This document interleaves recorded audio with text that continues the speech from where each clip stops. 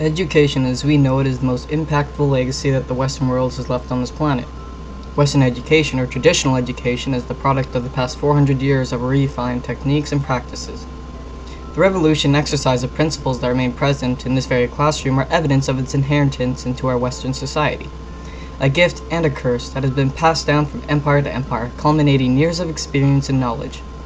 This current education system is the result of 3 revolutions that took place in the Western world within the past 400 years.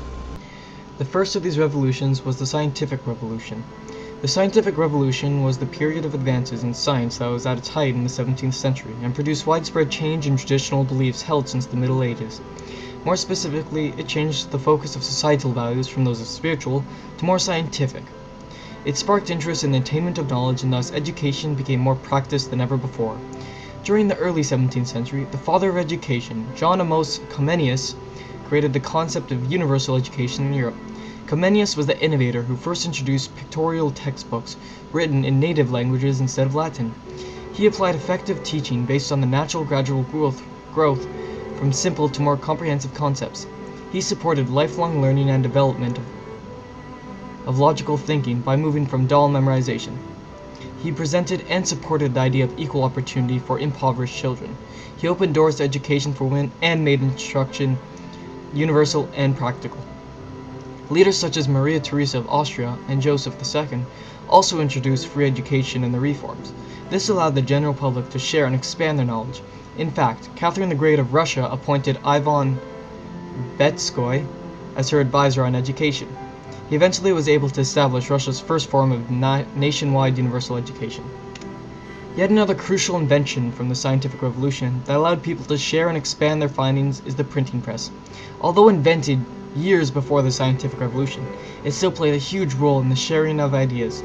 Brought to Europe in 1440 by Johannes Gutenberg, the printing press provided an easier, more accurate way to share, publicize, and preserve scientific discoveries.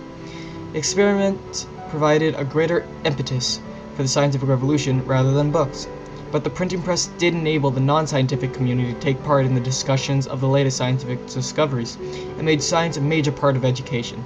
It can be argued that this growth and interest in education is a result of skepticism, the ability to doubt what one is being told. It made people more curious about the information being told and made them inclined to find their own conclusions. Ultimately, the scientific revolution was the foundation of today's education. It led to new perspectives and new ideas about education, along with the transference of ideas. It was during this revolution when education became a critical part of the common people's lives. The second of these revolutions is known as the Age of Enlightenment. The Age of Enlightenment was a cultural movement during the late 17th century and early 18th century. Its purpose was to reform society to focus more on reason, challenge ideas, and skepticism. This was the product of the scientific revolution. It is when people started challenging the ideas and concepts that came before in an attempt to disprove and improve upon them. Education was one such focus, as now people needed to learn about the ideas that came before and obtain knowledge that can be used to improve upon society in Europe. While the scientific revolution placed new perspectives on nature and man's role in it, it was during the Age of Enlightenment when people sought to educate themselves on it and attempt to come to a conclusion. Jean-Jacques Rousseau was just one such person. His novel, Émilie, was the most significant book on education after Plato's Republic. In it, he argued that human beings are basically good by nature, but were corrupt by the complex historical events that resulted in the present-day civil society. This idea that all human beings are inherently good is the basic philosophy which he believed education should be taught with. He claimed that the goal of education was to cultivate people's natural tendencies. He went on farther, saying that it is an educated person's responsibility to engage in society. He strongly believed that education's goal was more than just for the attainment of knowledge. It was for the preservation and development of character. Due to his efforts, we no longer have a system that is meant for religious conformity, but rather one that keeps in mind fundamental values of integrity. Yet another person who shaped the modern education system from the Age of Enlightenment is Wilhelm von Humboldt. He was the architect of the Prussian education system, upon which both the American and the Japanese education system is based off upon. In his essay on the theory of human education, he answers the question as to the demands which must be made of a nation, of an age, and of a human race. His answer was this: education, truth, and virtue. must be disseminated to such an extent that the concept of mankind takes on a great and dignified form in each individual. However, this shall be achieved personally by each individual, who must absorb the great mass of material offered to him by the world around him and by his inner existence. Using all the possibilities of his receptiveness, he must then reshape that material with all the energies of his own activity and appropriate himself so as to create an interaction between his own personality and nature in a most general, active, and harmonious form. Translated to teenage tongue, he is saying that it is each individual's obligation to educate themselves of the world around them and then use that knowledge to help shape a better future. In the 18th century, states were paying more attention to their educational systems because they recognized that their subjects were far more useful to the state if they were well educated. The conflicts between the crown and the church helped the expansion of the education system. In the eyes of the church and the state, universities and colleges were institutions that existed to maintain the dominance over one another. The downside of the conflict was that the freedom of thought on the subjects taught in these institutions were restricted. An educational institution was either a supporter of the monarchy or the religion, never both. It can be seen that the Age of Enlightenment was the thrust education needed. It was the push that propelled education to become an integral aspect of a people. During the Age of Enlightenment, many figures saw the importance of knowledge and sought to pursue it. In doing so, they created an education system that was accessible to everyone. A system that sought to find the truth in mankind and attempt to make people recognize their own influence in the future of society. The final revolution that shaped the modern education system was the Industrial Revolution. This revolution is the most impactful of the three, as not only is it the most modern, but the attributes that it focused upon are still the goals that the current education system focuses upon. To expand on it, the two principles upon which the Industrial Revolution thrived upon are standardization and mass production. Efficiency became more important than quality. It wasn't about which nation could have the brightest ideas, but rather which nation could have the most ideas. During the time of this revolution, which was from around 1760 to 1840, education declined, as people were too busy working to earn money. The children and women worked in farms and plantations. This is because most of the people were so poor that they couldn't afford education. They needed to spend every waking moment of their day working so they could earn money.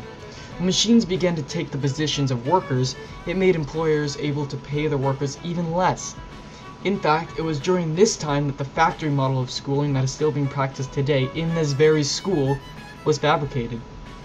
The idea of the factory model was that the back door of the school led to the front door of the factory.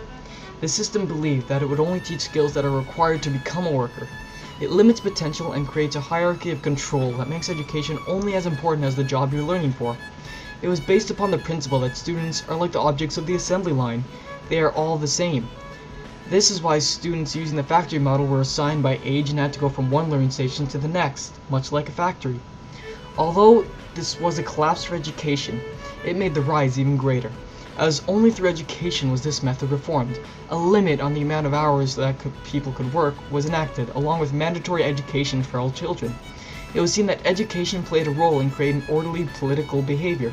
Thus, the government saw to it that education was a necessity. This helped create an aware, intelligent society. The Industrial Revolution is the most impactful revolution discussed because the current education system still maintains many of the practices seen in it. The factory model is still being exercised along with the idea that all students are the same. However, this is changing. Much like the printing press changed education, so too is the computer.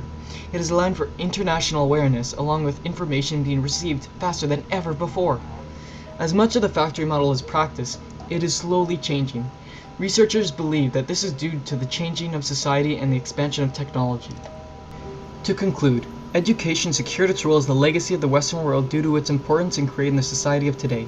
Had it not been for the reformations of the teachings during the scientific revolution, we would still be in the Dark Ages. Had it not been for the steps taken forward in philosophy and self-awareness during the Age of Enlightenment, we would still be mindlessly listening to the crown or cross. And finally, if we did not realize the importance of education during the Industrial Revolution, we would still be working in the factories, mindlessly working for any pretty penny we can lay our hands on. Each of these revolutions changed the world they took place in, but when it changed education, it changed the world of tomorrow as well.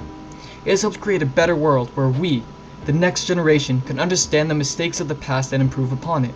It is our responsibility as educated youth to understand this and help create a system of education that will help guide the next generation to a path of knowledge and success, so they too can continue the chain. That is the importance of education, and that is why education is the most important gift that the Western world has left to us.